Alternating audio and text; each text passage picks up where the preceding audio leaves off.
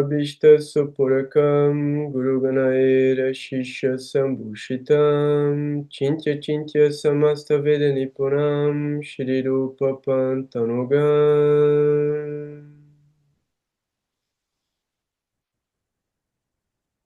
Govindam Bidamujvalan Varatanum Bhaktyam Vitam Sundaram Vande Vishwagurun Chadivya Bhagavat Premnoi Bija Pradam Vanchakalpatarubhyascha Kirpasindubhya Evacha Patitanam Pavanebhyo Vaishnavebhyo Namo Namaha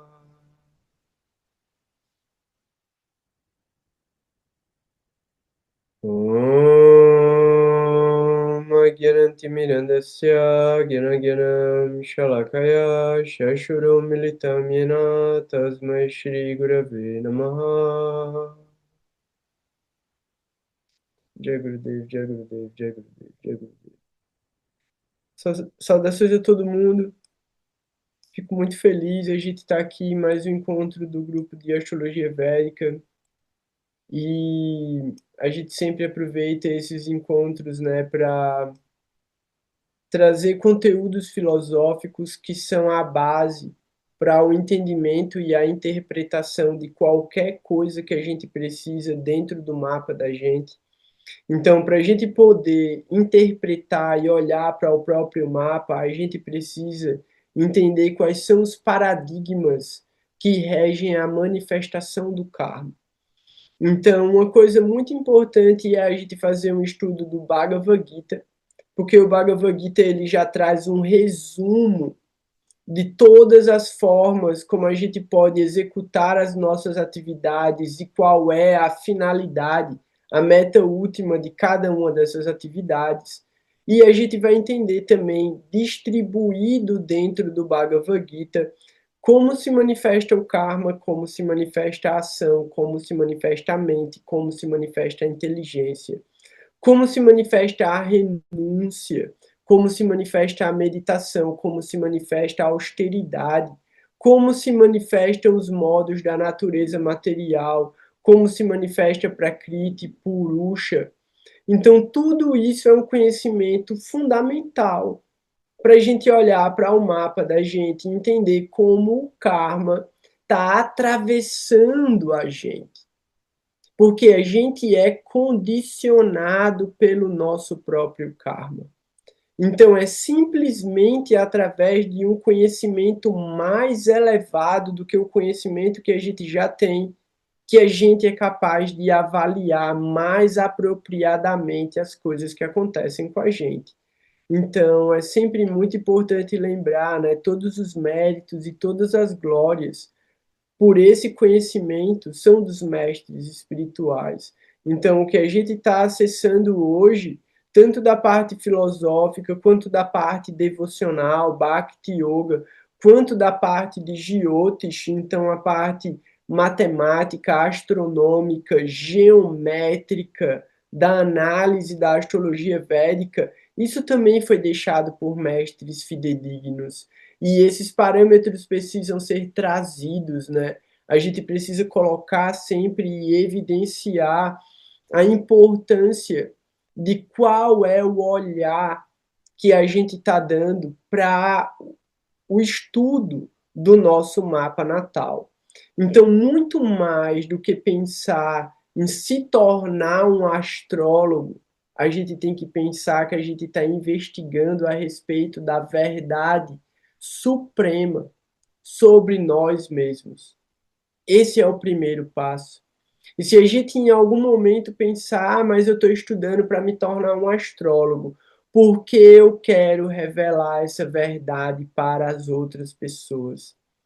Então, eu já falei isso outras vezes, mas é sempre muito bom, né, lembrar Srila Prabhupada. Ele faz um comentário no primeiro canto do Srimad Bhagavatam, quando ele está narrando sobre o nascimento do Maharaj Parikshit, no comentário sobre o verso do nascimento. E aí fala, né, que quando o Maharaj Parikshit nasce, são chamados astrólogos de todas as partes e eles são presenteados com muita opulência para trazer os mais auspiciosos sinais sobre o nascimento de Maharaj Parikshit. E aí o comentário que Srila Prabhupada faz é que existem dois tipos de astrólogos. Existem os Vipras e os Vaishnavas. Então, os Vipras, eles eram contratados pelos reis para cuidar da população. Assim como a gente tem uma ideia da saúde pública. Então, os reis, eles pagavam os médicos ayurvédicos, os reis pagavam toda a parte de guardas e segurança, toda a parte da administração pública, e um dos serviços públicos prestados pelo reino eram os astrólogos. Tão importantes quanto os médicos ayurvédicos, porque o papel dos astrólogos dentro do reino era acabar com o sofrimento das pessoas. Então, os médicos acabar com as doenças, os astrólogos acabar com o sofrimento e os sacerdotes fazerem as cerimônias que purificam todas as pessoas e trazerem também o conhecimento transcendental. Então, esses astrólogos que vêm para acabar com o sofrimento das pessoas, eles são chamados de Vipras. E Prabhupada fala que eles são inferiores, porque eles vêm para trazer uma técnica que se chama Karma Kanda, que foi criada por Jaimini, que é o discípulo de Parashara. Então, Parashara, ele é o compilador da ideia dos jyotis. Então, ele revela os jyotis através do Parashara Hora Shastra, Brihat Parashara Hora Shastra. Então, essa é a escritura fundamental da astrologia védica, dos Jyotis. E depois vem o discípulo dele, Jaimini, e Jaimini traz um complemento com alguns ajustes numa escola que ele mesmo cria, que é a escola de Jaimini. Então, ele traz a ideia de Karma Kanda. Então, Karma Kanda é uma metodologia que é transmitida pelos astrólogos para que as pessoas façam rituais, para que as pessoas façam determinados tipos de austeridades em momentos específicos para poder corrigir determinados tipos de karma que aparecem no mapa natal. Dentro do Karma Kanda estão os upayas, que são os remédios. E entre esses remédios vai estar incluído o uso de joias específicas com metais, com pedras, e jejuns em momentos específicos do ano, determinados tipos de atividades. Do ponto de vista dos astrólogos Vaishnavas, isso não é necessário, porque a prática de Bhakti Yoga ela é superior a todas as práticas de Karma Yoga. Então, Srila Prabhupada ele explica que os mais qualificados astrólogos védicos são aqueles que revelam o conhecimento sobre a jornada da alma, porque eles entenderam que a alegria e a tristeza, a felicidade, a prosperidade, a miséria e a dor, a doença e a morte, tudo isso acontece sucessivamente e é inevitável para a alma. Então, a alma condicionada ao ciclo do samsara, ao ciclo de nascimentos e mortes, ela vai passar por infinita riqueza e tristeza, alegria e infâmia e todos os tipos de misérias, enquanto ela não alcançar a autorrealização. Então é muito mais apropriado e elevado a gente olhar para o mapa da gente para tentar encontrar os obstáculos na nossa evolução espiritual e a partir disso criar uma prática devocional que vai conduzir apropriadamente essa nossa vida na jornada de volta ao lar. Então a gente está tentando voltar para casa. E esse caminho de voltar para casa ele pode ser, de alguma maneira, orientado por um mapa. E esse mapa mostra para gente o karma. Então, se a gente entende o karma, a gente entende o dharma, a gente entende o que a gente já carrega e como a gente pode potencializar o que é bom e ressignificar o que é negativo, então essa é a jornada de procurar pelos nossos defeitos e corrigir esses defeitos para não voltar a cometê-los, evitando procurar defeitos nas outras pessoas e sendo sempre humilde, tolerante e oferecendo respeito para todo mundo. Essa é a base de Bhakti Yoga.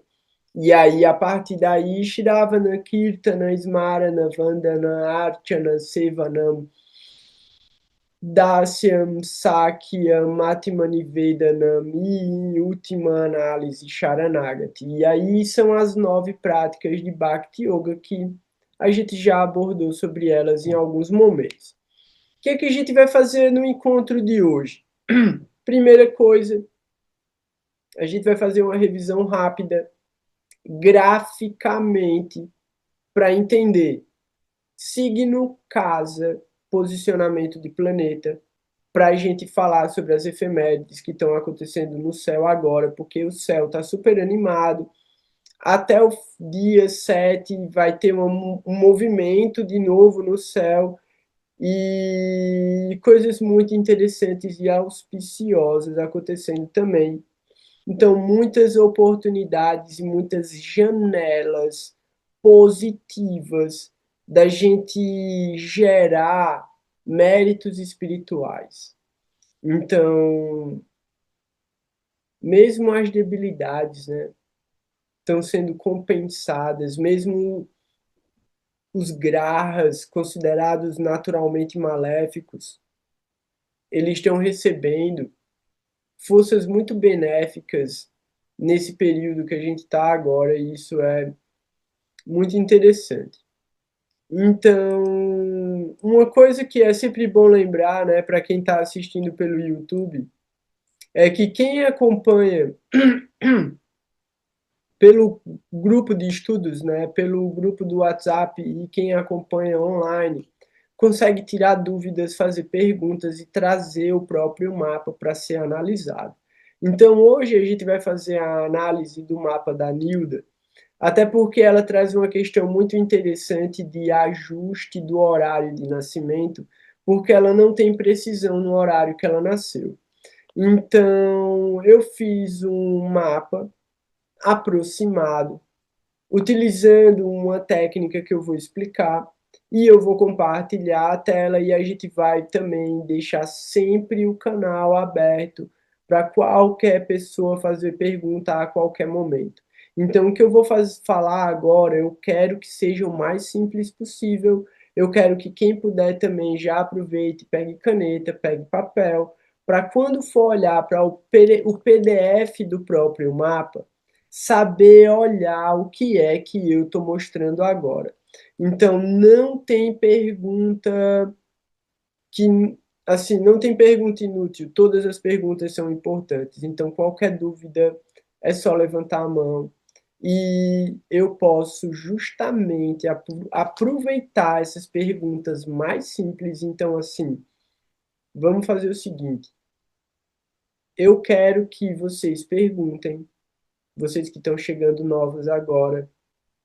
E quem vai responder é a galera mais antiga do grupo, e eu vou escolher quem é que vai responder na hora que vocês perguntarem. Então, eu já tô ligado que vai ter gente que vai querer correr, então nem corra, porque eu sei exatamente quem é que tá online agora. Então, quem correr agora vai ter que responder quando voltar depois. Então, eu vou compartilhar a tela e a gente vai começar a olhar esse, esse mapa aqui. Então, vocês me falam se vocês estão enxergando o mapa, estão enxergando o mapa?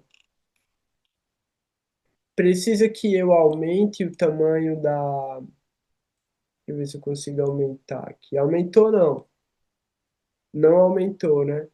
Então, deixa eu fazer o seguinte, eu vou diminuir aqui e aumentar.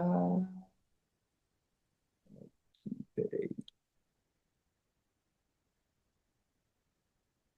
Pronto, beleza. Agora tá bom? Agora dá para ver melhor? Ou não? Tá a mesma coisa? Aumentou? Deu zoom ou não? Deu zoom, né? Beleza, massa. Então aqui, ó, a gente tem, né, na primeira página do PDF, no canto esquerdo, a gente tem a data, né?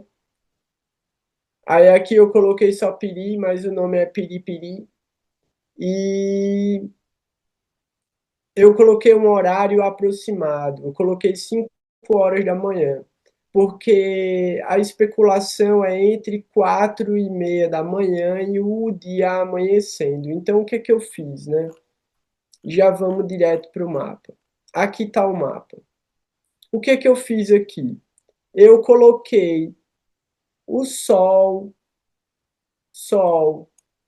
no ascendente e acabou que o signo de Áries também foi para o ascendente.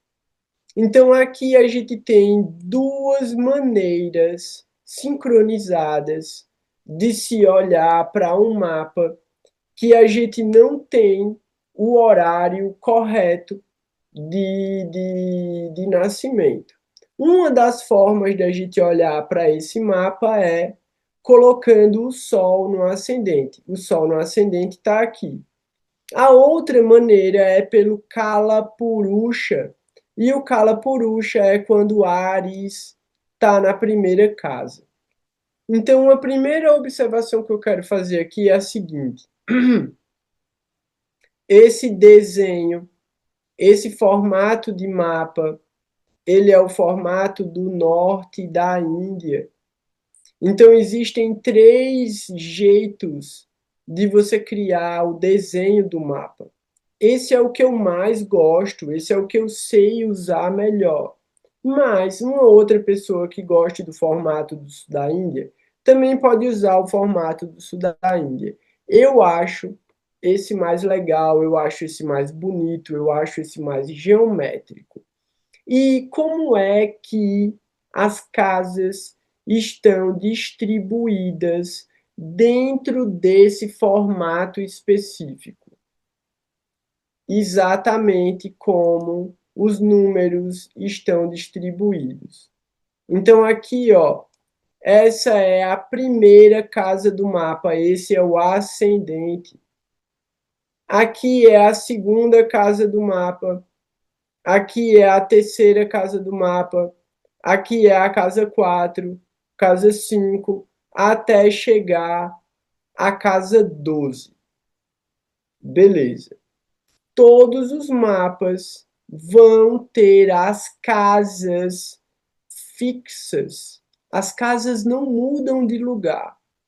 Esse lugar aqui do meio, ele sempre vai ser a casa número 1. Esse daqui sempre vai ser a casa número 2. Esse vai sempre ser a casa número 3. Aí detalhe, você vai dizer, meu mapa é diferente. Meu mapa não é desse jeito, o Gora ficou maluco. Aí eu vou mostrar um outro mapa para vocês agora.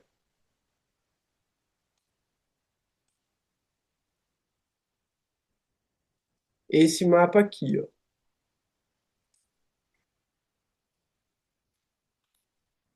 Aí você vai dizer, tá vendo só? Os números estão tudo trocado. Mas o que foi que eu falei? Eu falei que esse lugar aqui, ele sempre vai ser o ascendente. Ele sempre vai ser a casa número 1. Então, o que é que significa esse número? Esse número significa o signo. Esse número 9 significa Sagitário. Por quê? Porque o número 1 significa Áries. E onde Ares está aqui, ó? Ares está na casa 5.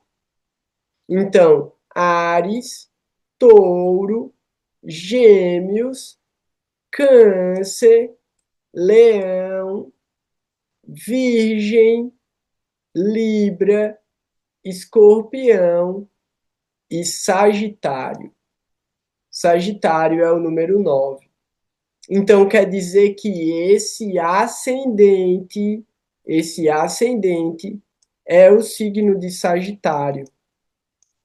A casa 2, essa casa 2 é o signo de Capricórnio. A casa 3 é o signo de Aquário. Então, vamos voltar para cá.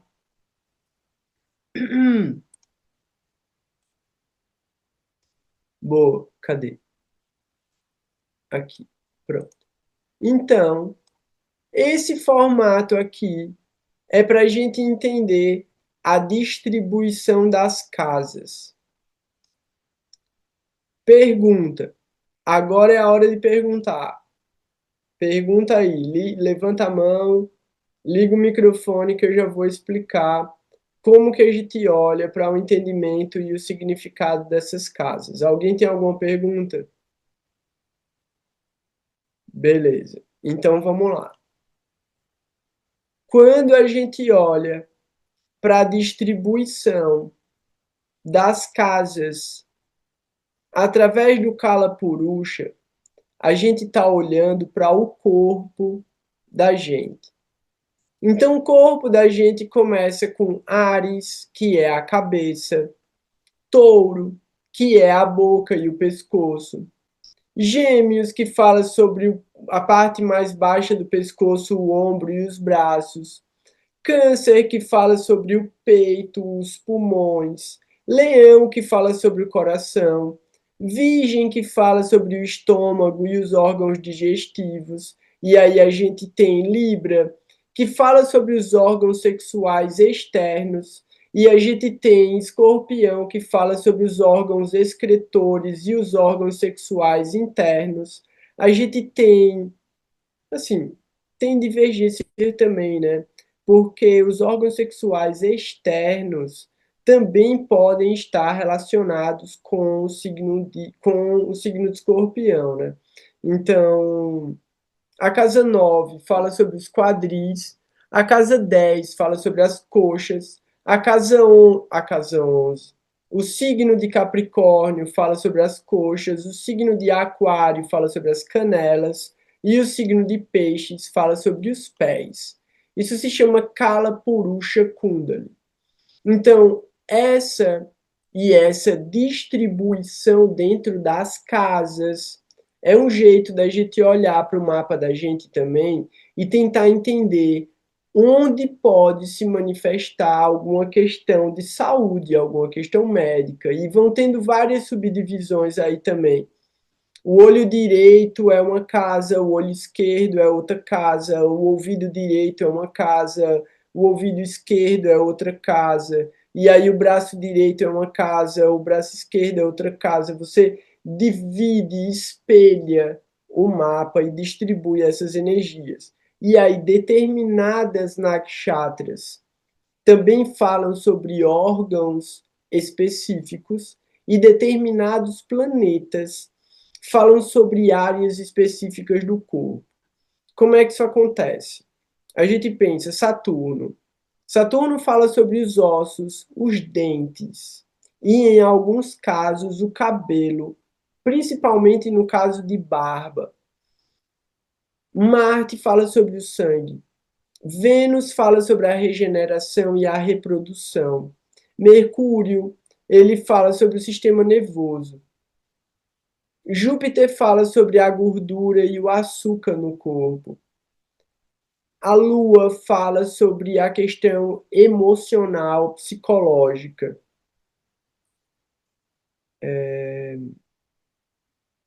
O Sol vai falar sobre energia, né? Sobre potência, mas fala sobre a visão também. E Rahu e Ketu, eles sempre vão trazer problemas, né? Então, Rahu pode trazer distúrbios, obsessões, Ketu pode trazer traumas e deficiências. Deficiências, no caso, deficiências físicas também, dependendo da combinação dele com outros planetas. Ou ele está forte, ou ele está fraco, e qual é a área da vida, né? A área do corpo que ele está atuando. Beleza. Esse mapa que a gente está observando ele a partir de um horário aproximado, quando a gente coloca o Sol no ascendente, então aqui o ascendente está com 0 grau e o Sol está com 13 graus. Quando a gente está olhando para o Sol no ascendente, isso se chama Surya, porque o nome do Sol é Surya. Surya Lagna, porque Lagna é o nome do ascendente. Uma outra possibilidade é a gente colocar a Lua no ascendente, e isso se chama Chandra Lagna. Então, o Chandra Lagna é uma maneira muito boa da gente entender como a pessoa enxerga o mundo emocionalmente, né? Então, como ela percebe o mundo, como os órgãos dos sentidos dela, associados às memórias afetivas, configuram a percepção da realidade para ela. A gente vai ver isso a partir da Lua, a partir do Chandra Lagna. Por quê? Porque a Lua fala sobre os nossos pensamentos, os nossos sentimentos, as nossas emoções. A Lua orienta para a ação, porque a gente, muitas vezes, a gente é reativo. Então, vem um estímulo e a gente reage àquele estímulo, então isso é uma ação da Lua. E aí, muitas vezes, associado a algum outro planeta, de acordo com a área da vida onde a Lua está atuando. E a gente tem a ideia das memórias, porque a Lua também guarda as memórias. Então, aquilo que a gente considera bom ou ruim, do ponto de vista da Lua, é uma consideração emocional. Superior à Lua está Mercúrio, porque Mercúrio é o intelecto, mas a gente usa muito pouco a inteligência. A gente tem uma capacidade muito limitada de usar a nossa consciência, de usar a nossa inteligência. E muitas vezes a inteligência ela vem como um insight, como uma ficha que caiu sobre uma determinada coisa e que pode ajudar a gente a mudar um determinado tipo de comportamento. Então a gente precisa sempre analisar uma coisa que se chama dignidade. E a dignidade determina a qualidade da força e da execução daquele determinado planeta. O que é que eu quero dizer com isso? Uma das coisas fundamentais que a gente olha dentro do mapa é a dignidade do planeta. Se o planeta está forte, se o planeta está fraco, se ele está bem posicionado, se ele está mal posicionado. Nesse caso específico, vamos ignorar que a gente não sabe o horário desse nascimento e vamos pensar, putz, esse é o nascimento mesmo, a pessoa nasceu nesse horário. Então o Sol, ele está forte aqui por dois motivos. Primeiro, porque o Sol fica forte no ascendente. E esse é um dos motivos da gente usar a técnica Surya Lagna. Por quê? Porque quando o Sol está se levantando no horizonte, ele tem muito poder. Não é o momento que ele está mais poderoso, mas é o momento mais aguardado. Então, o momento mais aguardado é o momento do nascimento do Sol. Por quê? Porque ele está afastando as trevas, ele está afastando a ignorância, ele está trazendo uma nova oportunidade. Então, os yogis acordam antes do Sol para rezar para o Sol nascer. E aí eles agradecem quando o Sol se levanta. Por isso, Surya Lagna, colocar o Sol no ascendente, é uma das técnicas da gente entender como a pessoa olha para a própria importância. Então, como eu olho para a importância do meu nascimento, como eu olho para mim no mundo, não é como eu ajo no mundo, não é como eu me comporto, é como eu me vejo no mundo. Então, isso é o sol. A lua é como eu vejo o mundo. Não é como eu me vejo no mundo, é como eu percebo o mundo. Por quê? Porque a lua é a mente. E a lua está conectada com os Gyanendriyas e os Karmendriyas, os órgãos dos sentidos e os objetos dos sentidos. Então, a ideia da percepção, ela é através da lua, através da mente, para poder chegar no intelecto. Então, o intelecto é o ponto de reflexão. O intelecto é o lugar onde a gente olha para o evento, a gente olha para o objeto, a gente olha para o fenômeno e, através dos nossos parâmetros elevados, a gente avalia o fenômeno. Porque se a gente for usar os nossos parâmetros emocionais, a gente volta para a lua, a gente não está usando o intelecto. Então, para usar o intelecto, a gente precisa ter conhecimento. Então, um dos capítulos do Bhagavad Gita, Jnana Vijnana Yoga. Então, tem um capítulo que é Jnana. Então, o conhecimento. Então, o conhecimento é muito importante, mas é muito importante usar o conhecimento que é Vijnana. Então, quando a gente tem Jnana e Vijnana, a gente consegue superar a mana, que é a mente. Então, sem Guiana e sem Vigiana, a gente não supera Manas. Manas é muito poderoso. Por quê? Porque é o que alimenta a satisfação sensorial. Então, o prazer material, a satisfação sensorial, ela é processada através dos interesses emocionais e as memórias da lua de Chandra, que muitas vezes pode estar equivocado, pode não estar apropriado para a nossa evolução espiritual. Então, quando a gente olha para esse mapa aqui, a gente está vendo o Sol, ele está muito bem posicionado no ascendente e ele está muito melhor porque ele está no signo de Áries. Então, Áries é o signo da exaltação do Sol. O Sol, ele é o regente do signo de Leão, mas ele fica exaltado no signo de Áries. Então esse Sol, ele está muito bem posicionado, ele tem muita dignidade, ele tem uma grande possibilidade de trazer bons resultados.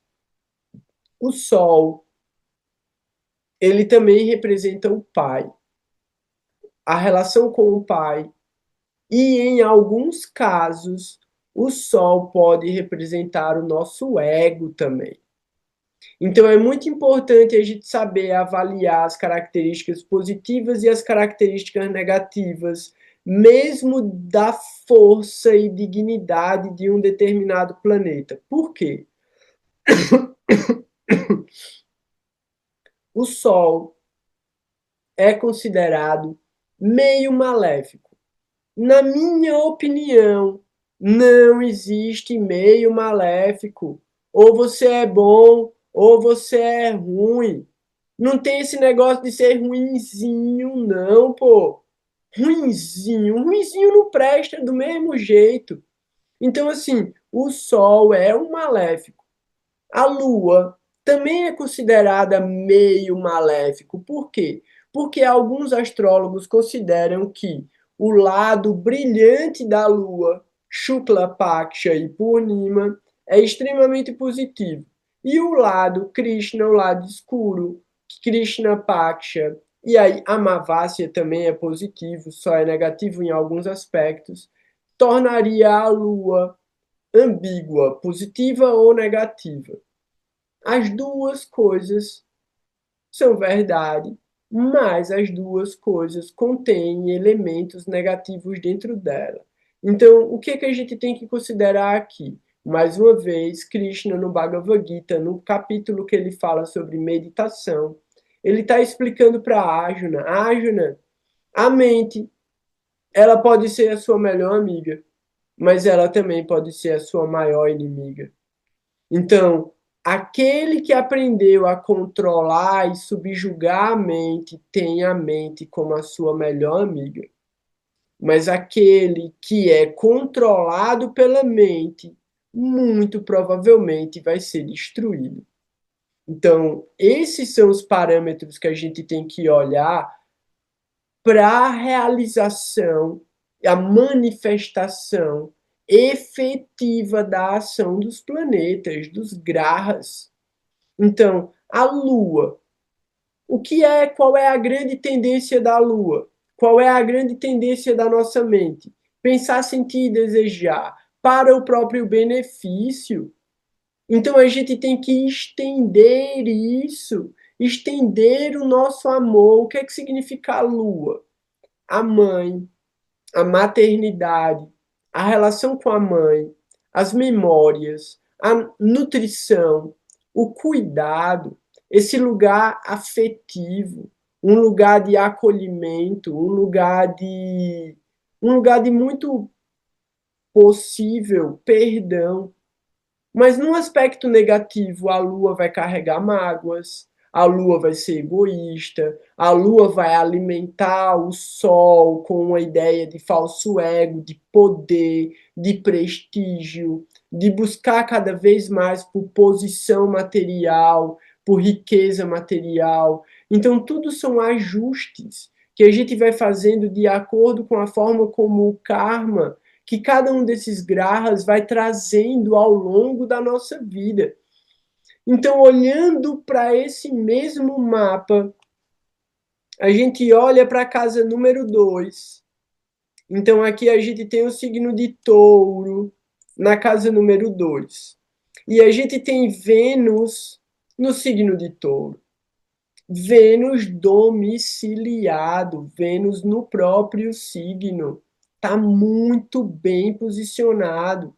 Um dos principais caracas aqui, junto com esse ascendente, seria uma infância feliz. Talvez um pai muito forte, um pai muito firme, um pai dominante. A gente tem que olhar para os Naiságika Karakas também, ó. O Sol, justamente, como Bratri Karaka. Então, esse Sol é o indicador de pai e irmãos. Fala sobre uma energia masculina muito forte, muito presente. A gente olha para Lua como Pitrikaraka. E esse Pitrikaraka trazendo uma questão de uma correspondência com a ancestralidade, uma correspondência com a religiosidade, com os valores, valores que são carregados por essa linhagem feminina. Essa, e aí falando especificamente para a Nilda, né? É uma avaliação genérica, considerando que a gente não sabe qual é o horário do seu nascimento, e eu estou trazendo resultados específicos relacionados às casas, não diretamente aos signos. Então, diretamente aos signos, a gente considera esse Sol exaltado em Áries, esse Vênus muito bem domiciliado em Touro. A gente olha para essa casa 3, para o signo de Gêmeos. A gente tem Júpiter em Gêmeos, e isso significa, pelas efemérides, que até o mês de maio, agora, desse ano, você estava vivendo um retorno de Júpiter. Então, Júpiter demora 12 anos para dar uma volta.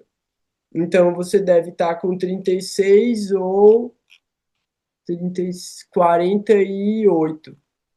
48? 48, exatamente, 48. Acho que deve ter, completou 48? Completou 48. É 48 mesmo? Eu acho que é. Eu tô muito ruim de conta, velho. Mas isso por quê? Porque Júpiter demora 12 anos para dar uma volta, ele deu 4 voltas, é isso mesmo, 48 anos mais ou menos. Agora, Júpiter no céu, ele entrou no signo de Câncer.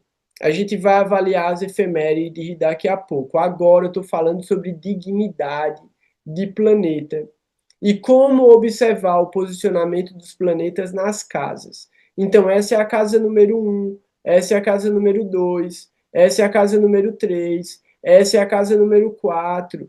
Na casa número 4, para você, o signo de Câncer, você tem Marte em Câncer. Aqui a gente encontra já um desafio. Aqui a gente encontra um karma. Então, se a gente estivesse olhando para esse mapa justamente para essa configuração específica, como se fosse o horário correto, como eu trouxe a questão de uma energia masculina, de uma presença masculina, uma força masculina muito forte, esse Marte na casa 4 ele está na máxima debilidade.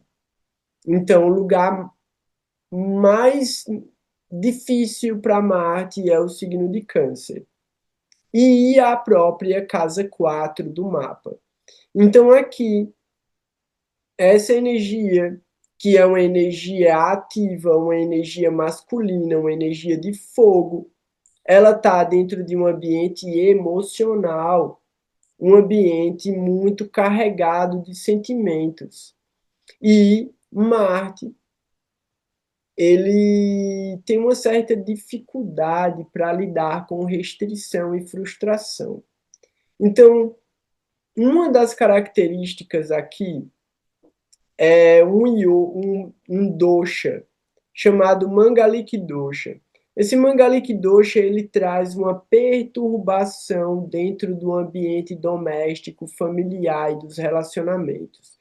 Quer dizer que existia uma energia de conflito dentro do ambiente doméstico e existe uma tendência a essa energia de conflito se repetir dentro do ambiente doméstico que a pessoa vai criar para ela, por uma questão de hipersensibilidade, de desejo de controle e também de frustração. Então, dependendo da forma como a pessoa lida com essa energia e vivenciou esses fenômenos na infância, isso vai se manifestar na vida adulta dela para que ela aprenda a ressignificar e a transcender esse karma que ela vivenciou no passado. Então, isso são observações genéricas. Por quê? Porque por vários motivos, de várias maneiras, algumas debilidades podem ser parcialmente anuladas. Então, deixa eu só ver se esse Marte, se ele tá Nityabanga. Pronto. Mercúrio tá, o Sol tá, Marte tá também. Então aqui ele tá numa Kendra da Lua. Dois, três, quatro, cinco, seis. Não tá não. Então não é isso.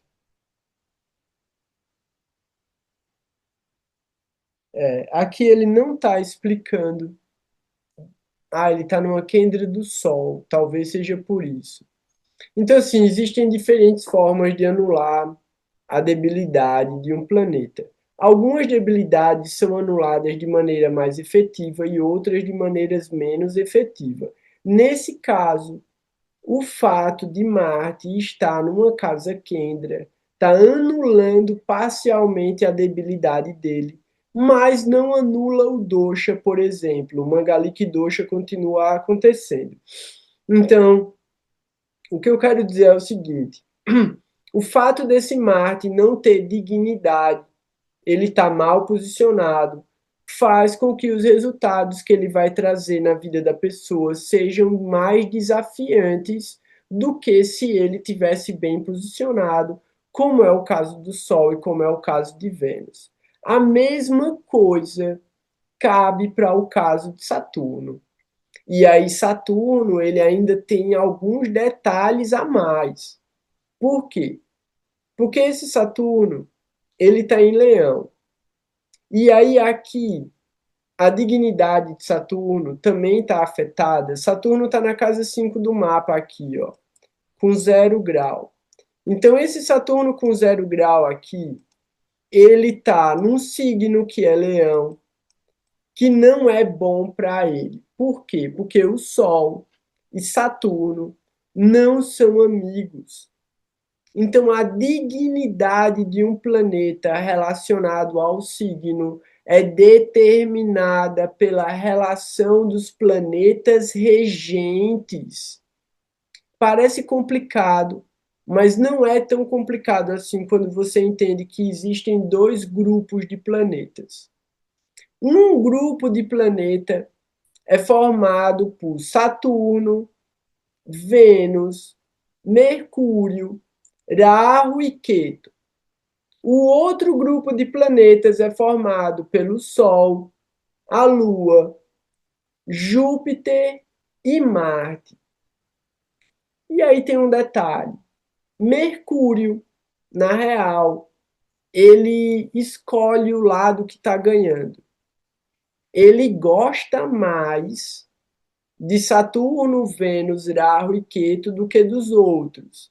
Mas ele escolhe o time que vai ganhar porque ele é inteligente. Então, o intelecto escolhe o caminho que vai dar certo. Então, o que determina se um planeta vai estar bom, se um planeta vai estar ruim, é o signo, a relação que eles têm, né, de amizade ou inimizade. Mas existe exceções. Quais que são as exceções? Vênus não é amigo de Júpiter, mas ele alcança a máxima exaltação no signo de Peixes. Marte não é amigo de Capricórnio, mas ele alcança a máxima exaltação no signo. Marte não é amigo de Saturno, mas ele alcança a máxima exaltação no signo de Capricórnio. Então, sempre vão existir exceções, muitas exceções, dentro dos Jyotish, para várias regras que parecem muito ruins. Então, voltando para Saturno. Saturno, ele está, nesse caso, no signo de Leão, que não é tão bom para ele. Mas o efeito muito positivo disso é humildade. Por quê?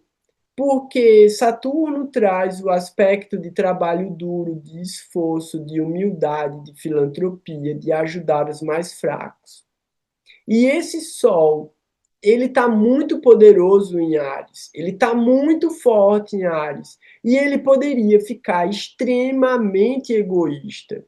Mas nessa configuração específica, a pessoa pode ser muito proativa no sentido de beneficiar as outras pessoas e de resolver e solucionar a vida das outras pessoas. Por quê?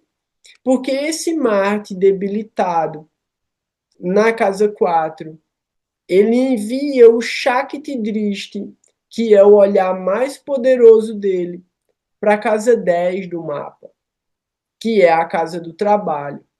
Nesse caso, a pessoa pode ter dificuldade para olhar para ela mesma, mas ela pode jogar toda a energia dela no serviço para o outro, no serviço para o próximo, no trabalho que beneficia o coletivo, no trabalho que beneficia todas as pessoas. Por quê? Porque o Shakti Drishti que Saturno manda da casa 5 vai para a casa 11, que é a casa dos desejos. Então quer dizer que esses desejos que se manifestam na casa dos desejos são resultado do olhar também desse Saturno que vem da casa 5. A casa 5 fala sobre os méritos espirituais. A casa 5 fala sobre filhos. A casa 5 fala sobre diversão, paixões e a máxima expressão do amor. Então, essa pessoa pode colocar a vida dela como expressão de amor e serviço para as outras pessoas, colocando as qualidades dela nesse lugar de mesmo a palavra, a gente volta para a casa 3 do mapa, que é a casa da coragem, a casa da expressão, a casa da comunicação. E aqui a gente tem Júpiter. E esse Júpiter, de uma determinada maneira, também não está tão bem posicionado, porque a relação entre Júpiter e Mercúrio não é muito boa. Mas essa pessoa pode usar a palavra para transmitir o que há de mais elevado. E o Shakti Drishti desse Júpiter vai para cima da Lua na casa 9, no signo de Sagitário, gerando um yoga chamado Gaja Keshari Yoga. Então, esse Gaja Keshari Yoga, ele pode trazer até alguns tipos de dificuldades na vida da pessoa para ela conseguir conquistar os sonhos e os desejos dela, mas ao mesmo tempo traz muita fé e traz muita determinação, porque Gaja Keshari Yoga é o yoga do elefante leão, é o yoga que traz toda a potência e todas as bênçãos espirituais para a pessoa alcançar aquilo que ela veio para realizar na vida dela. A gente está fazendo uma análise genérica aqui, porque a gente não tem o horário específico, mas eu estou avaliando como se esse fosse realmente o ascendente. Então, essa lua na casa 9, ela está trazendo um desejo e vamos colocar um tipo de predisposição emocional para a espiritualidade e para buscar pelo autoconhecimento. Então, uma coisa muito importante, né, também de se analisar quando a gente está olhando para o mapa são os triconas. Os triconas são os 4 pilares da vida. Então a gente vai olhar para onde tem planetas dentro do tricona e a gente vai avaliar qual é o tricona mais forte do mapa. E aí, em todos os casos, é muito importante olhar para ver se tem planetas no tricona de Dharma, que são as casas 1, 5 e 9. Nesse caso, as 3 casas do tricona de Dharma estão ocupadas. Se tiver pelo menos um planeta dentro do tricona de Dharma, já é um indicador de que essa pessoa vem para essa vida para evoluir espiritualmente e ela vai ter algum tipo de conexão com o que é divino e transcendental e interesse de investigar sobre a espiritualidade. Caso a pessoa não tenha nenhum planeta no tricona de Dharma, a gente vai olhar se tem algum outro planeta mandando um olhar para alguma casa desse tricona de Dharma e a gente vai fortalecer esse planeta para que ele ajude a pessoa a buscar pela espiritualidade. Nesse caso aqui, a gente tem o tricona de Dharma ativado nas 3 casas, a gente tem o tricona de Artha, que é a manutenção da vida, ativado através das casas 2 e 6, porque não tem planeta na casa 10. Mas um outro detalhe interessante é o seguinte: nesse caso do tricona de Dharma, a gente tem o Sol exaltado. Isso já é muito bom para a gente avaliar esse tricona de Dharma. E aí a gente tem dentro do tricona de Dharma a Lua e Saturno. muito bons indicadores para o tricona de Dharma. Quando a gente olha para a Arta, só esse Vênus exaltado nessa casa 2 aqui, no próprio signo, né? Domiciliado no signo de Touro, já é um indicador fantástico de que essa pessoa vai conseguir custear a própria vida. Por quê? Porque um planeta benéfico exaltado no próprio signo na casa 2 é um indicador de méritos espirituais relacionados à manutenção da vida. Porque a casa 2 é a casa da riqueza, a casa 2 é a casa que fala sobre a nossa capacidade de pagar as nossas contas. Então, de alguma maneira, se o indivíduo tem uma casa 2 forte, ele não passa dificuldade. Aí a pessoa fala, pô, mas é alguém que paga as contas dela. Não interessa. Não interessa. Pode ser o marido, pode ser o pai, pode ser o avô, pode ser uma herança. Pode ganhou no jogo do bicho, ganhou na loto, ganhou no tigrinho, não interessa. A pessoa vai ter o recurso para custear a vida dela. Dependendo do planeta que tiver forte aí vai indicar quais são os meios que a pessoa alcançou essa riqueza. Então, às vezes é um Sol exaltado na casa 2, pode ser o pai. Às vezes é um Júpiter exaltado na casa 2, também pode estar conectado com o pai, pode estar conectado com um parceiro, pode estar conectado com uma linhagem familiar.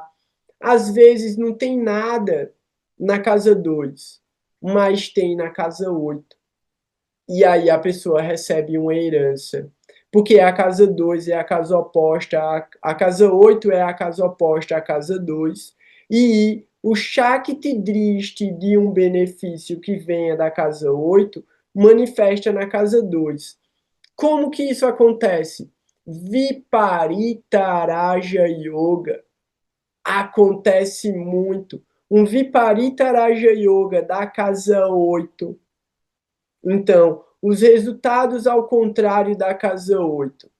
A casa 8 manifesta coisas inesperadas, acontecimentos sem sentido, acontecimentos imprevisíveis, coisas traumáticas, muitas vezes eventos que estão escondidos, estão adormecidos e se manifestam.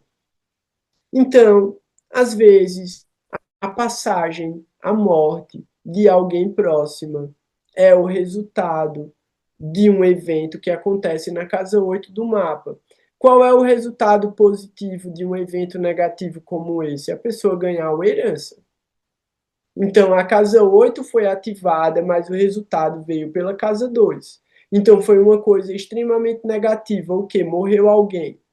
Mas morreu alguém que deu algo para a pessoa. Então, Viparita Raja Yoga geralmente começa ruim para dar um bom resultado depois. Eu estou falando isso aqui por quê?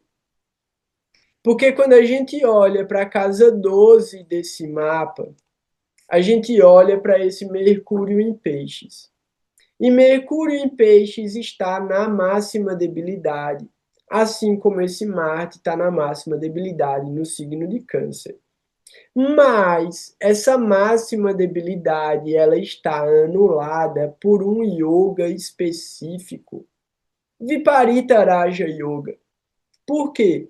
Porque Mercúrio ocupa uma casa maléfica, que é a casa 12, mas ele rege uma outra casa maléfica, que é a casa 6. Então ele protege essas duas casas e ele dá bons resultados nas duas casas, mesmo que comece dando negativo. Qual é a questão desse Mercúrio aqui? Ele tem uma certa dificuldade na parte de cálculo, na parte racional, na parte matemática das coisas. Ele é um pensador abstrato. Ele vai ver as coisas muito mais através da imaginação e do sentimento, do sonho. É uma pessoa que, justamente por estar a casa 12 ativada nesse caso, porque Mercúrio fica debilitado em peixes em qualquer signo, em qualquer casa. Mas nesse caso, a debilidade dele está anulada porque tem um Nitya Bangaraja, tem um Viparita Raja Yoga gerando um Nitya Bangaraja Yoga. Então é tudo Bangaraja, né? Tudo nobre, é tudo Raja Yoga, né? São todos yogas elevados, yogas nobres, yogas que trazem méritos e qualidades. Então quer dizer que aqui existe algum tipo de karma bom atuando em determinadas circunstâncias. Deu para entender onde estão as casas do mapa natal e o que são os signos? Alguém ficou com dúvida? Alguém quer fazer alguma pergunta? Tá tudo bem? Tá tudo tranquilo? Como é que tá? Nilda, conseguiu entender alguma coisa? Conseguiu anotar alguma coisa? Acho que ela não vai conseguir falar. Beleza. Então é o seguinte, baseado nesse conhecimento base, nesse conhecimento fundamental, né, nessa estrutura de casas, signos e planetas, a gente vai olhar para as efemérides. E aí, como é que a gente olha para as efemérides? A gente olha a partir de como está o céu agora. Cada um tem o seu próprio mapa natal e sabe qual é o signo que está no seu ascendente. Sabendo qual é o signo que está no seu ascendente, você sabe quais são os signos que estão nas outras áreas da vida. Então, o que eu vou trazer agora é como se você tivesse desenhado o seu mapa.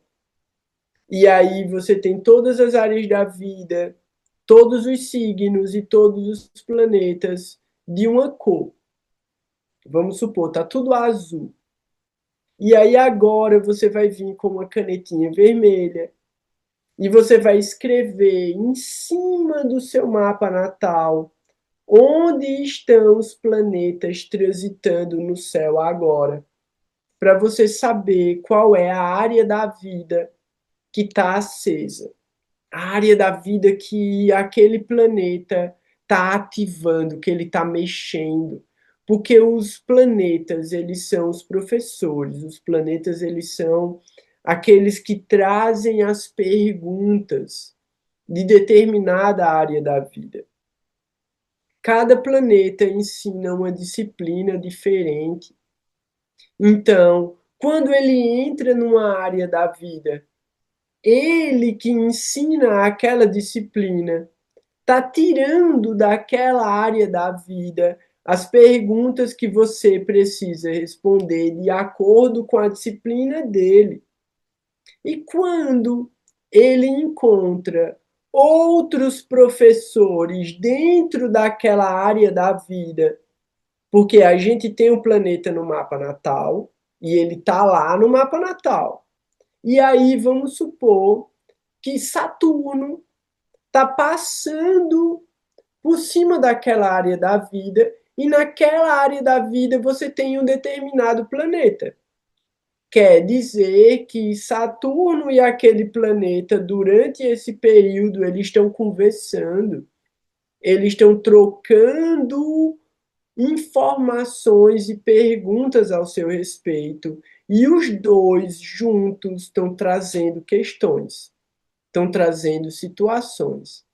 Então, a gente avalia o trânsito dos planetas a partir da área da vida que ele está passando, dos planetas que ele encontra pelo caminho e também de onde ele vem. Então você precisa saber onde aquele planeta está no seu mapa natal, porque ele carrega os assuntos daquela área da vida para outras áreas da vida enquanto ele anda. Então, é um processo dinâmico de interação e resultados, e a gente precisa também sempre lembrar que o planeta age com 100% de força no lugar onde ele está passando, no lugar onde ele está presente. Mas ele também manda 100% da força dele para os olhares que ele envia. Então a gente vai precisar aprender ao longo dos encontros e trazendo questões para onde os planetas olham quando eles andam, né? E os olhares são fixos. O olhar mais importante é sempre o de oposição. Por quê? Porque todos os planetas mandam esse olhar de oposição. Chama Shakti Drishti. Drishti significa olhar. Então, Shakti é o poder. Então, o poder de 100% que o Graha envia através do olhar dele. Todos os Grahas enviam esse Drishti. Todos. Beleza. Além desse Drishti, Marte, Saturno e Júpiter, eles enviam outros Drishtis. Além do Shakti Drishti, eles enviam mais 2 outros Drishtis, cada um para áreas diferentes. E aí isso tá na apostila. Então, quem não tem a apostila, me pede a apostila, eu mando. Ou quem tiver a apostila fácil, coloca no grupo do WhatsApp. Então, coloca a apostila das palavras. E aí, eu acho que na apostila das palavras já tem tudo. Aquela apostila que é o. Como que chama? Esqueci. É a apostila. A apostila do curso de fim de semana. Do workshop. A apostila do workshop. Já tem tudo lá. Ou então me pede no WhatsApp que eu mando. Então, beleza. Vamos para o mapa. Alguém tem alguma dúvida até agora? Para a gente olhar para as efemérides. E aí eu vou explicar onde está cada planeta no céu agora. Alguém quer fazer alguma pergunta? Não? Tá tranquilo? Então, seguimos. Eita, tem um monte de texto aqui, peraí. Ah, não. Beleza. Era dizendo sobre o tamanho do arquivo lá. Vamos lá. Eu vou continuar compartilhando aquele mapa. Porque pelo Kalapurusha é bem mais fácil a gente avaliar as efemérides. Então, não necessariamente eu vou falar sobre resultados do posicionamento. Eu vou deixar isso para a gente falar no próximo encontro. Então, a gente vai fazendo avaliações específicas dos resultados que esses planetas estão gerando. Eu vou trazer algumas coisas, mas principalmente eu quero posicionar. Então, no céu, agora, isso vocês já podem colocar. Vamos começar pelos mais lentos. Então, o mais lento de todos os grahas é Saturno. E Saturno no céu agora, ele está transitando o signo de Peixes. Saturno agora, ele está com 20 graus. E ele está ocupando uma nakshatra chamada Revati. Então, a gente coloca Saturno no signo de Peixes, no mapa natal da gente, para entender onde Saturno está gerando mais resultados. E é muito importante a gente entender que Saturno demora 2 anos e meio em cada signo. E todo ano Saturno fica retrógrado. Então quer dizer que desde janeiro do ano passado, então o ano passado inteiro, esse ano inteiro e o primeiro semestre do ano que vem, Saturno está no signo de Peixes. E ele fica direto, ele fica retrógrado, ele fica direto, ele fica retrógrado. E ele está trazendo para a gente o karma, as perguntas relacionadas ao signo de Peixes e relacionado à área da vida específica onde o signo de Peixes ocupa no nosso mapa natal. Aí você olha no seu mapa e você pensa, pô, mas nem é aqui que eu tô sentindo Saturno tão pesado não, hein? Tipo, eu tô sentindo o mesmo peso em outro lugar. Então vamos olhar para outro lugar que Saturno está influenciando agora. Por quê? Como eu falei antes, todos os planetas enviam o Shakti Drishti. Então, qual é o signo oposto ao signo de Peixes? O signo de Virgem. Então, você vai no seu signo de Virgem e você coloca Saturno lá, como se ele tivesse lá também. Então, Saturno agora no céu, ele está em Peixes? Tá, ele está em Peixes. Mas ele está mandando a mesma força para o signo de Virgem. E aí você pensa, só isso? Não, não, não só isso. Porque ele está mandando um outro olhar para o signo de Touro. Então você vai no signo de Touro e você coloca Saturno lá também. Esse é o olhar que Saturno envia para a terceira casa a partir dele. Beleza. Nesse mapa específico aqui, a gente teria Saturno em conjunção com Mercúrio e com Queto, enviando o olhar dele para cima de Rahu e enviando o olhar dele para cima de Vênus. Mas ele ainda anda mais um olhar, que é para a 10ª casa a partir dele. E a 10ª casa, a partir da 12ª casa, é a 9ª casa. Então, Saturno, em Peixes, manda o olhar dele para cima dessa lua, no signo de Sagitário. Então, vocês olham agora no mapa de vocês e marca Saturno em Peixes, Saturno em Touro, Saturno em Virgem e Saturno em Sagitário. No exato momento no céu, Saturno está agindo nessas 4 áreas da vida. Você sabe que até o segundo semestre do ano que vem, essas 4 áreas da vida estão sendo mexidas por Saturno.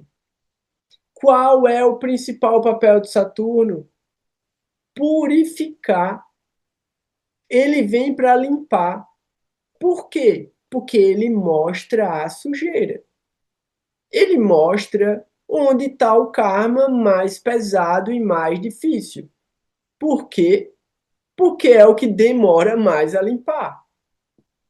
Se fosse fácil, ele passava rápido. Como é difícil, ele precisa ficar indo e voltando para poder limpar o negócio. E isso não é algo que se limpa sozinho.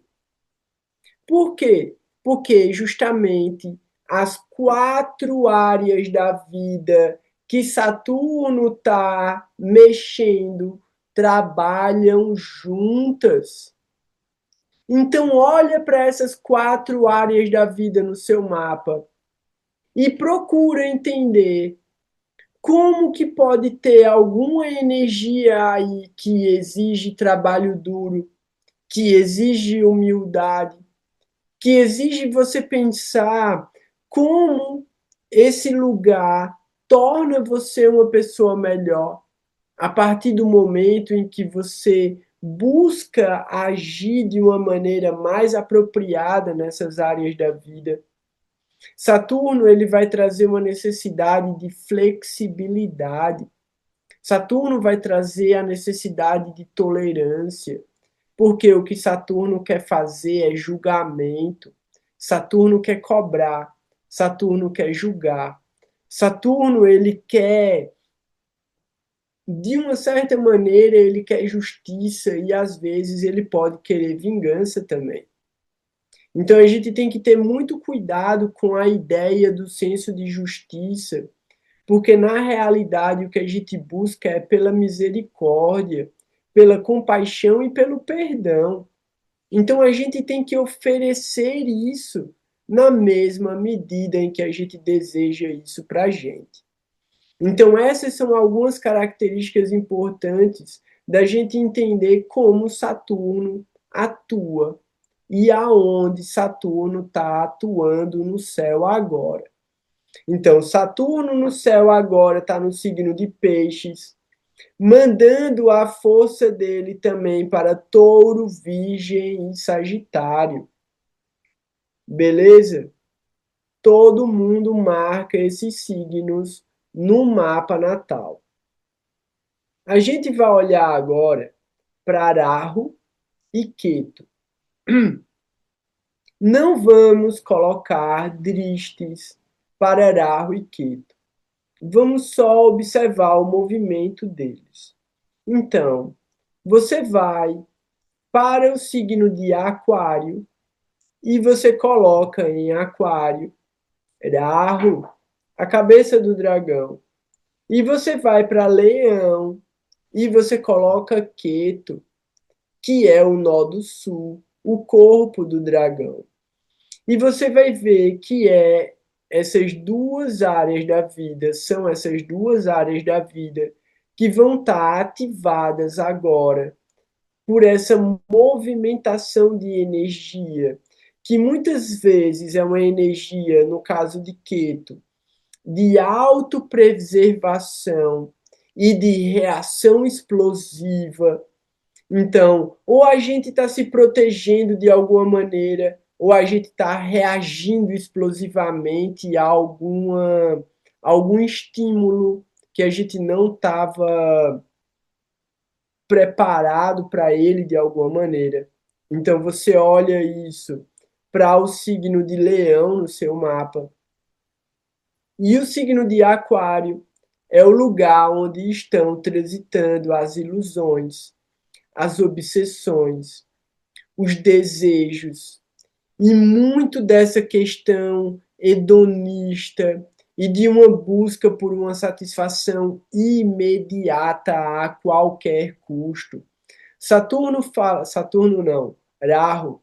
Rahu fala sobre a intoxicação, Rahu fala sobre a mentira, Rahu fala sobre tendências autodestrutivas também. Então, como essas informações e essas características elas estão atuando nessa determinada área da vida, que é o signo de Aquário no seu mapa natal. A partir disso, a gente vai olhar para Júpiter.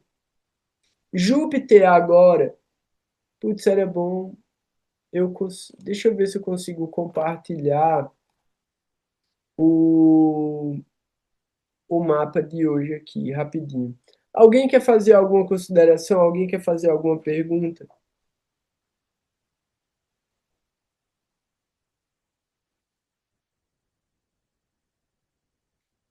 É só ligar o microfone, que agora eu tô olhando aqui no aplicativo.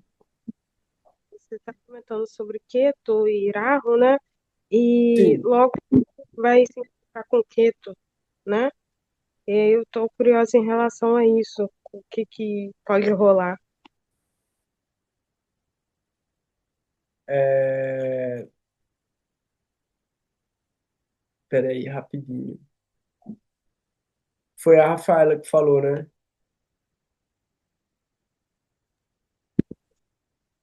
Repete aí, Rafaela, desculpa. Logo Vênus vai se encontrar com Keto em Leão, né? E aí eu Uhum, queria entender o que que pode rolar nesse período também. entendi. Pronto. Tá aqui, ó. Deixa eu compartilhar aqui. Rapidinho. Quer fazer uma pergunta?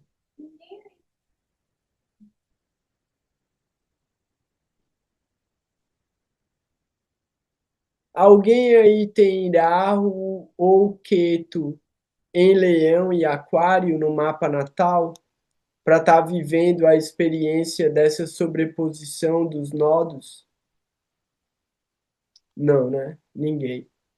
O Cris acabou de entrar, mas eu acho que ele não tem também, não. Então vamos lá, deixa eu compartilhar a tela ali. Disseram que quem chega atrasado não tem direito de fazer pergunta, principalmente se tiver com a câmera desligada. Então, assim, não sou eu que faço as regras, então você vai ter que negociar com a galera agora para poder fazer essa pergunta aí, Cris. Você não sabe nem o que foi que eu perguntei. Então, assim, nem vale, tá ligado? Nem vale chegar já tirando onda, não. É o seguinte, a gente tá falando das efemérides e eu estou falando sobre Rahu e Ketu agora, transitando sobre Aquário e Leão. E aí é o caso de quem tem Rahu e Ketu em Leão e Aquário, pode estar passando por uma complementaridade ou por uma sobreposição dos nodos. E isso traz uma intensidade da característica que os nodos carregam. Às vezes pode ser muito positivo quando é complementaridade, às vezes pode ser uma intensificação no sentido negativo quando é um retorno dos nodos. Por que uma intensificação no sentido negativo e não uma intensificação positiva? Porque a mudança, muitas vezes, ela acontece a partir de um acontecimento traumático, de um acontecimento significativo. Então, quando acontece o retorno dos nodos, muitos acontecimentos intensos vêm à tona para que a pessoa consiga fazer escolhas muito específicas daquilo que ela deseja para a vida dela. Quando acontece a oposição dos nodos no sentido de complementaridade, a pessoa pode estar encontrando nessa fase, nesse período da vida, os ajustes que vão dar para ela o conforto durante essa complementaridade do ciclo. Porque o tempo todo novos ajustes são necessários na medida que novos karmas vão se manifestando. Então, eu abri aqui, cadê? Fala aí, Cris. Era só para testar, ver se eu podia falar mesmo.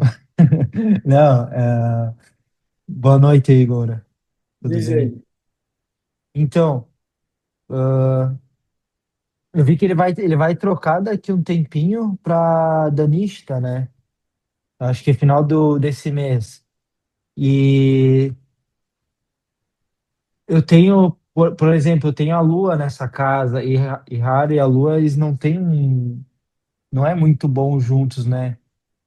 Ele traz um impacto também, né, bastante forte em cima da Lua, mesmo que eu não tenha raro nessa casa. Danista? Por quê? Porque É, tu tem a lua em Danista? Não, tem a Lua em Chatabiche.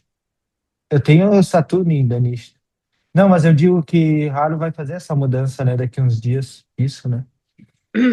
Sim, é que quando o Rahu entra em Dhanista, ele está se preparando para entrar dentro de Capricórnio, né? Então é um pada de Dhanista que tem dentro de Aquário, e aí ele já entra em Capricórnio, mas essa mudança só vai acontecer no final do ano. Então, o que acontece de diferença nesse caso é que Rahu está muito bem em Shatabicha, porque ele rege Shatabicha.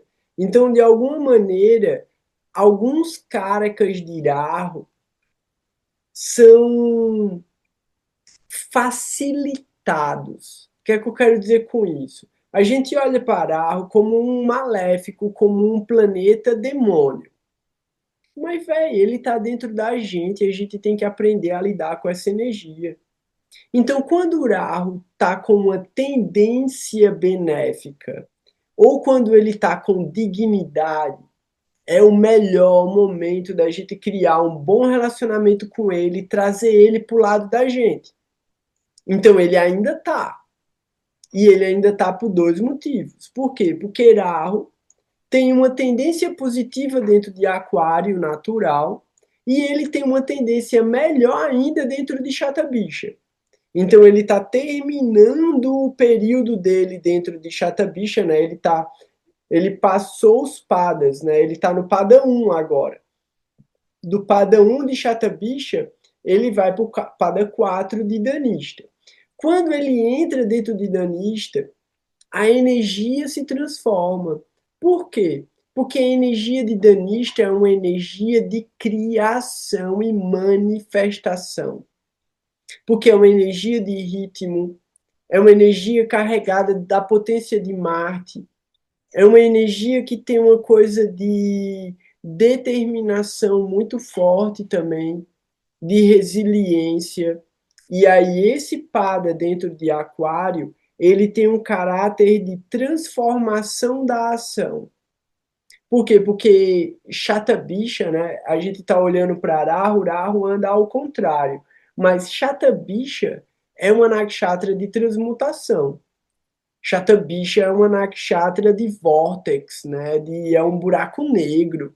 Ela é o núcleo do Taurus. Ela é a entrada e a saída do buraco de minhoca, né? Ela é a própria singularidade que cria o ciclo de nascimentos e mortes e que também dá para a gente a oportunidade de romper com esse ciclo de nascimentos e mortes. Porque chata bicha apresenta para a gente o conhecimento e a realização sobre o nosso samsara.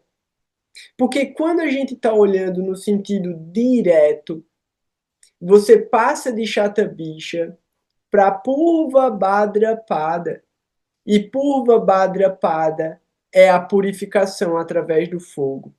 E aí você passa pela purificação do fogo em Purva Bhadra e entra na purificação do fogo em Uttara Bhadra para você poder chegar em Revati, que é a última tentação. E aí quando você olha para Revati, o que é que Revati está manifestando agora? Saturno. E foi o que eu acabei de falar antes de tu chegar. Eu estava falando de Saturno em Revati, mandando os dristes dele para Touro, para Virgem e para Sagitário. Então, essa energia de conclusão, de encerramento de um grande ciclo de 30 anos que Saturno está vivenciando agora, ele está mandando essa conclusão, né? Ele está mandando essa ideia de encerramentos para Touro, para Virgem e para Sagitário. Só que ele vai ficar retrógrado, velho. E ele volta para Uttarabhadra. Por quê? Porque ainda tenho que purificar, ainda tenho que limpar, ainda tem mancha. E essas manchas são profundas, porque o Tarabhadra é profunda. Então a gente olha para o planeta no sentido direto ele está gerando, ele está criando, ele está manifestando karma. Quando ele está retrógrado, ele abre a oportunidade da gente corrigir a direção, da gente corrigir a energia da ação. E aí ele volta para o movimento direto dele de novo. Então, é muito legal a gente poder olhar para Araho, e aí, como tu falou, né? Pô, ele vai sair de chata bicha e entrar em danista. Beleza. Como é que a gente aproveita isso, né? Como é que a gente entende isso de uma maneira positiva? Aproveitando também, daqui a pouco, o movimento retrógrado de Saturno, para a gente usar o ritmo e a criatividade, o dinamismo de danista para conseguir purificar e desapegar de muita coisa que a gente ainda está guardando de ilusão dentro de peixes, que é o que Saturno está tentando purificar.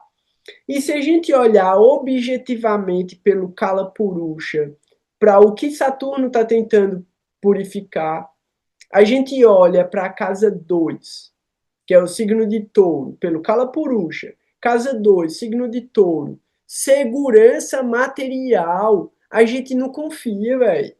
A gente não confia. Por quê? Porque o mundo traz pra gente um bombardeamento constante de instabilidade. Então a gente vive insegurança constante. Isso é a casa 2. E outra, a casa 12 fala sobre dívidas. Qual é a grande mensagem? Uma das grandes mensagens de Prabhupada: vida simples, pensamento elevado. Qual é um dos maiores problemas, vamos colocar, de karma, karma genérico, né? Karma territorial, tem outro nome para isso, só que eu esqueci. É karma coletivo. O karma coletivo do brasileiro está baseado em endividamento, velho. Endividamento baseado em ilusão. Qual é a grande ilusão agora? Jogo. Aposta. Qual é a casa do mapa que fala sobre aposta? Casa 5. Pelo Kalapurusha, qual é a casa 5? Leão. Quem é que está em Leão? Queto. Qual é o problema de Queto? Trauma. Qual é o grande trauma geracional no Brasil? Dinheiro, velho. Dinheiro, tá ligado? Por quê? Porque o Brasil é um país em desenvolvimento. Até pouco tempo, o Brasil era um país subdesenvolvido, com escala de pobreza gigantesca, tá ligado? Então, assim, a Beth fazendo o papel do Collor. Exatamente. 30 anos atrás, eu acho que não é 30 não. Talvez seja. Não lembro quantos anos especificamente, mas talvez seja 30 anos atrás. 30 anos atrás, o Collor congelou a poupança de todo mundo, velho.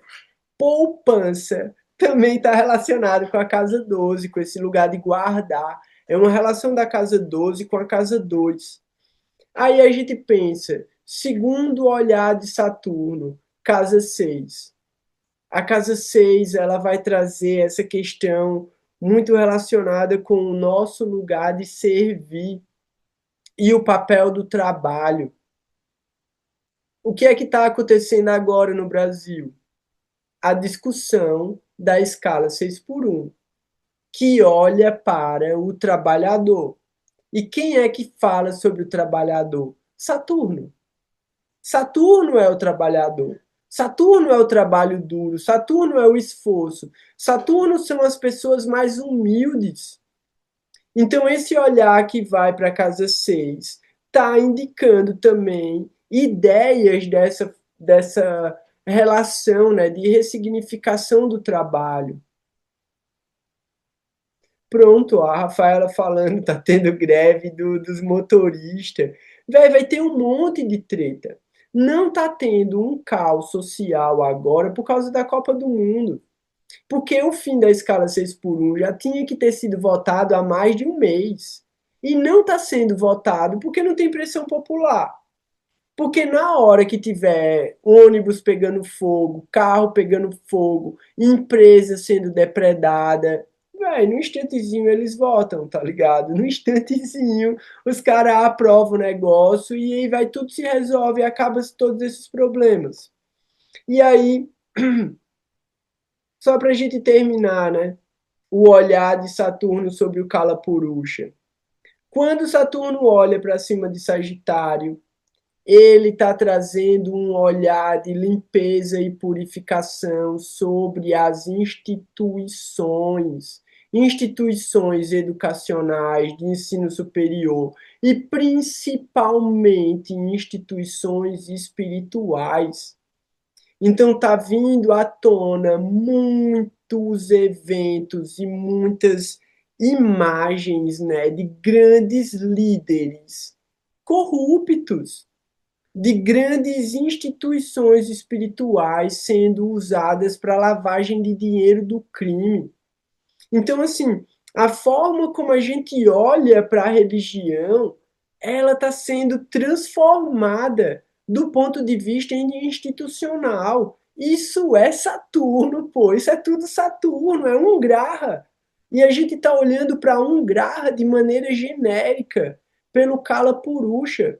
Mas se a gente trouxer esses indicadores para a vida da gente, aonde que a gente está usando o nosso conhecimento mais elevado, a casa 9, onde a gente está realmente buscando pelo conhecimento transcendental, casa 9, aonde a gente está colocando a nossa prática devocional, nosso sadhana, todos os dias de uma maneira correta, apropriada, casa 9. Então, todos esses aspectos, né, estão sendo mexidos só por Saturno. E aí você coloca planetas nesses lugares, eles estão sendo ativados por Saturno também. Como eu falei, Rahu e Ketu, né? Rahu e Ketu nos signos de Leão e Aquário. O que foi que eu fiz aqui, né? Eu gerei um mapa e acabou que eu não prestei atenção e eu não gerei com o ascendente no Kala Purusha. Mas vocês estão vendo aqui o ascendente com o signo de Aquário e Rahu no ascendente. É o que está no céu agora. Esse é o céu da gente agora. Eu acabei de gerar esse mapa.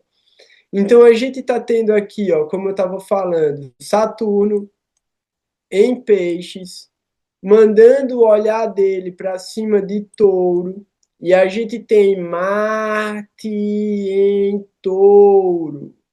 Então Saturno manda o olhar dele para cima desse Marte.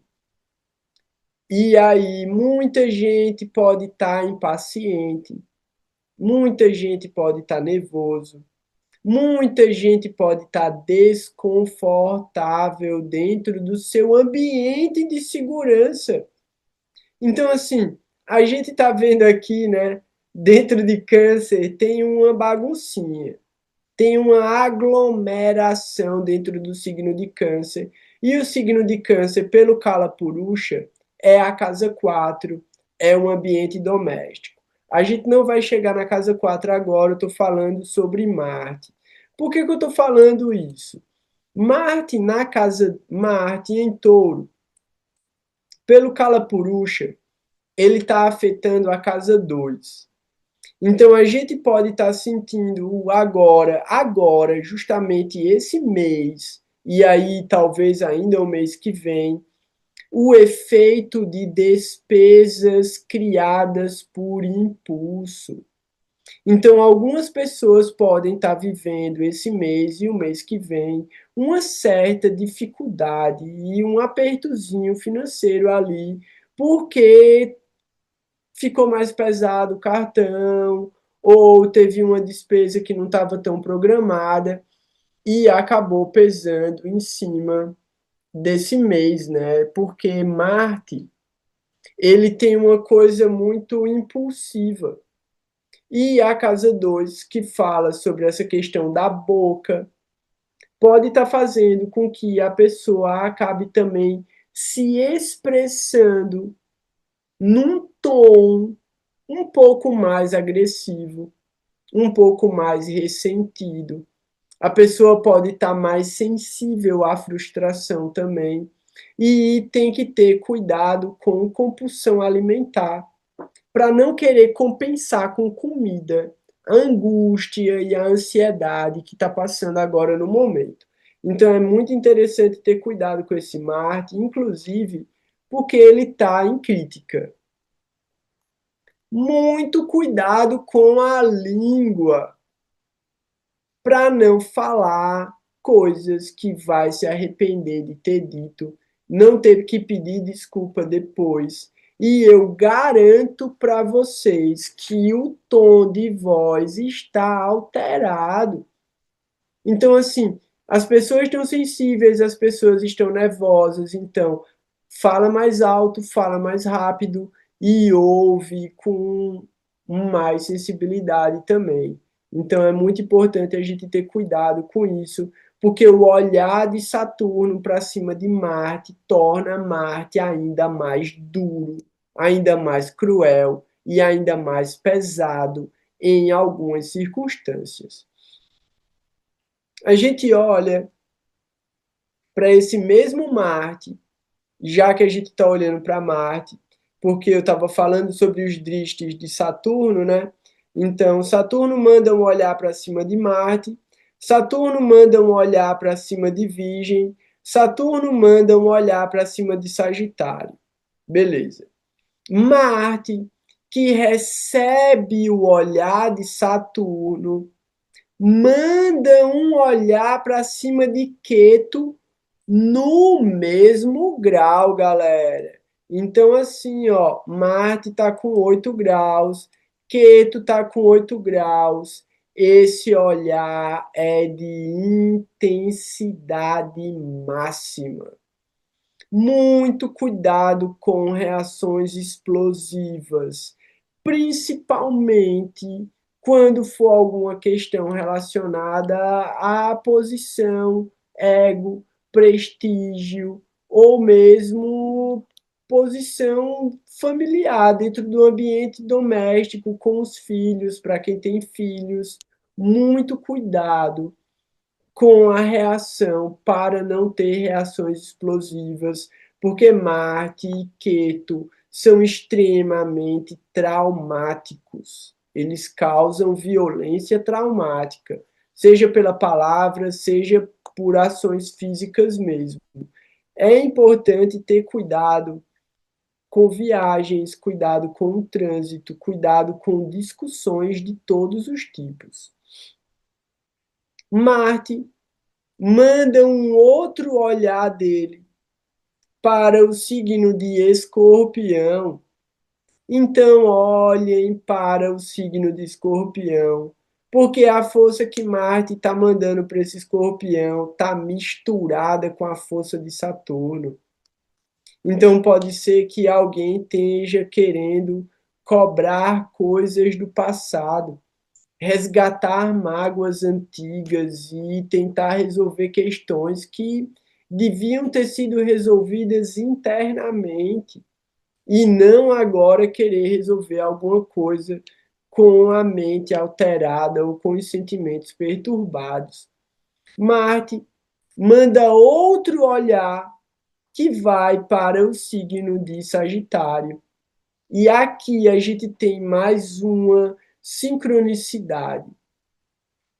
Saturno manda o olhar dele para cima de Marte e manda o olhar dele para cima de Sagitário. Marte também manda o olhar dele para cima de Sagitário. Então é como se dentro de Sagitário a gente tivesse Saturno e Marte também. Beleza. Se alguém quiser falar alguma coisa sobre esse Marte, pode trazer também. A gente tem agora o Sol com 15 graus dentro de Gêmeos. A gente sabe que esses 15 graus dentro de Gêmeos é a nakshatra de Ardra. Então, Ardra está ativa. E Ardra é extremamente intensa e caótica. Fala sobre sofrimento, fala sobre destruição, fala sobre transformação. Ela é muito positiva, porque ela remove obstáculos que praticamente nenhuma outra nakshatra consegue remover. A Ardra remove através do poder de Rudra. Ela também é uma nakshatra que fala sobre a misericórdia, fala sobre a compaixão. Então, ao mesmo tempo que a gente tem o poder de destruir, a gente tem o poder de acolher, a gente tem o poder de dar o perdão e de dar a misericórdia. E isso também é um poder transformador. O perdão e a misericórdia, a compaixão, são extremamente transformadores. Quanto maior for a dor que está sendo transmutada ali. A gente ainda tem mais uns 8 dias, pelo menos, 8, quase 10 dias. Não, não dá 10, não. Dá uns 8 dias ainda do Sol transitando em Ardra. Então é um momento muito legal para fazer meditações no Senhor Shiva, na forma de Bolenath, na forma de Rudra, na forma de Kalabhairava. Então, são 12 dias onde são ativos, né? São 13 dias, 13 noites, ou são 13 dias, 12 dias e 13 noites, ou 13 dias e 12 noites, é uma coisa assim, de comemoração para Kaila Bhairava.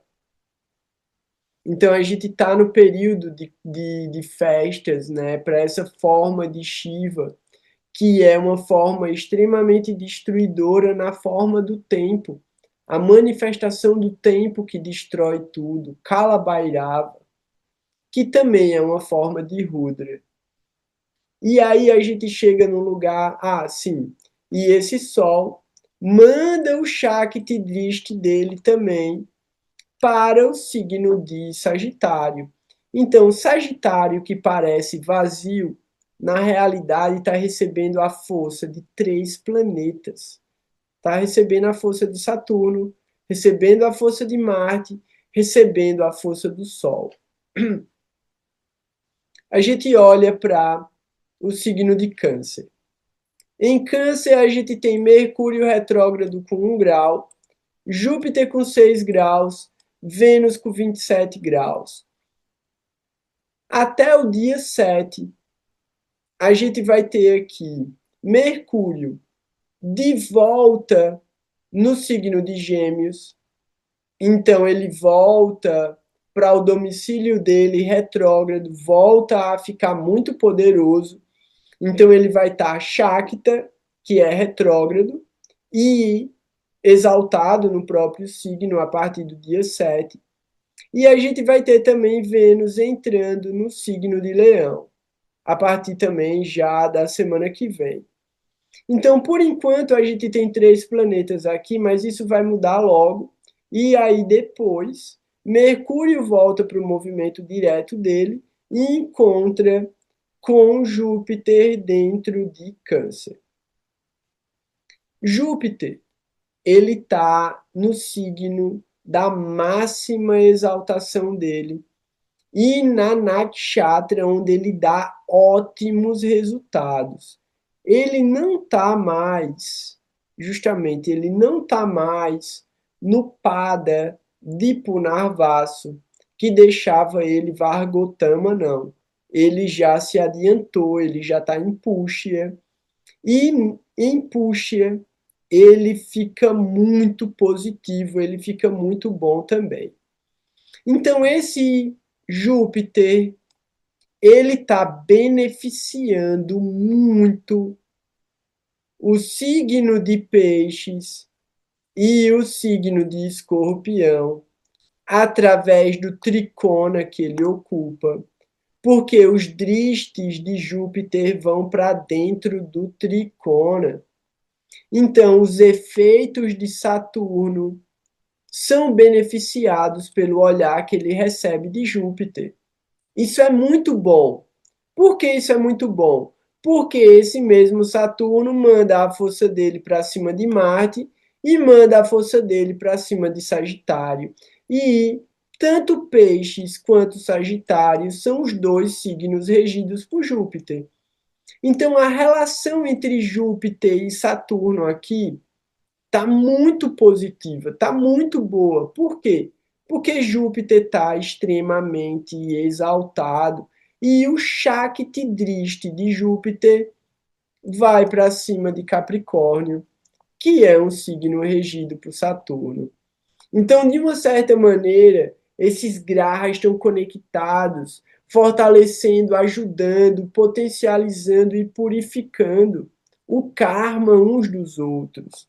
Nesse caso, do signo de Câncer, a exaltação de Júpiter, ela torna os resultados tanto de Mercúrio quanto de Vênus ainda mais benéficos, porque tanto Mercúrio quanto Vênus são planetas considerados naturalmente benéficos, os mais benéficos. Aqui a gente tem a conjunção dos três maiores benéficos da astrologia: Mercúrio, Júpiter e Vênus. Então a gente está vivendo uma semana incrível, uma semana fantástica.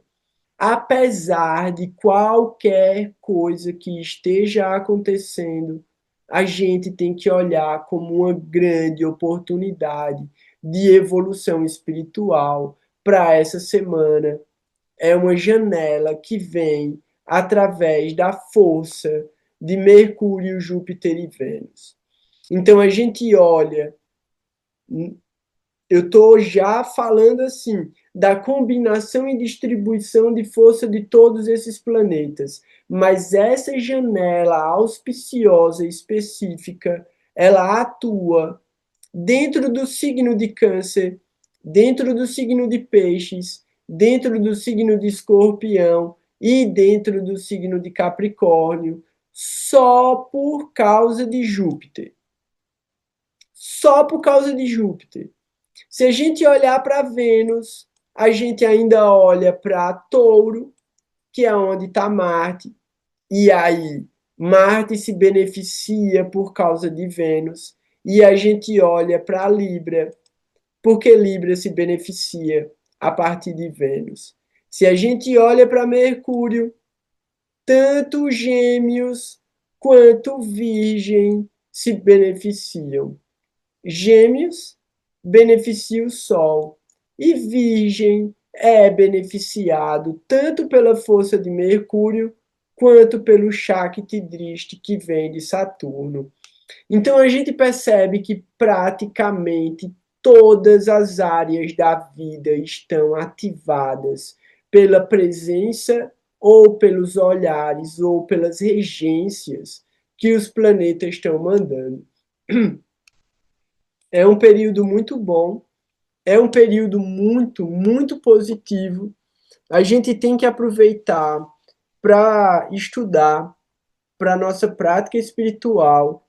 A gente tem que buscar agir da melhor maneira possível, justamente porque tudo de bom que a gente puder fazer agora vai dar resultados multiplicados e a gente pode criar uma disciplina a partir de agora para incorporar esses elementos positivos dentro do nosso sadhana e dentro da nossa rotina. Então é uma grande oportunidade, é um momento fantástico. A gente tem todas essas possibilidades de recorrer ao conhecimento transcendental e aos mestres espirituais. Então eu convido todo mundo a dar like nesse vídeo, a colocar para seguir o canal, assistir os vídeos anteriores que trazem os parâmetros para a gente entender quais são os karakas, as potências e as qualidades dos signos, dos nakshatras, dos planetas e da combinação dessas forças e como elas podem atuar na vida da gente. Então, fica aberto para quem quiser fazer alguma pergunta, fazer algum comentário. E se ninguém tiver nenhuma pergunta, se ninguém tiver comentário, eu quero agradecer a presença de todo mundo, lembrar que todos os méritos e todas as glórias são dos mestres espirituais. A gente aproveitou o encontro de hoje para fazer uma revisão do básico, de como olhar para o mapa natal, e eu joguei de uma maneira muito superficial e muito genérica o posicionamento dos dristes, dos grahas nas efemérides agora, para que a gente possa fazer essa avaliação sobre o nosso mapa natal. Então, façam esse estudo, façam esse exercício, compartilhem da pesquisa de vocês, tragam dúvidas no grupo. As perguntas que forem possíveis de eu responder no grupo do WhatsApp, eu já respondo lá. As melhores perguntas e mais interessantes eu trago para a gente responder aqui online e aproveito o espaço para que quem tiver online também possa fazer pergunta. Então, aproveita aí quem quiser fazer algum comentário, alguma pergunta, ninguém? Todo mundo bem? Todo mundo tranquilo? Belezinha, então. Vancha kalpa tarbhyascha kripa sindhu bhyaeva cha patitanam pavanebhyo vaishnavebhyo namo namaha. Jai Gurudev, Jai Gurudev, Jai Gurudev. Eu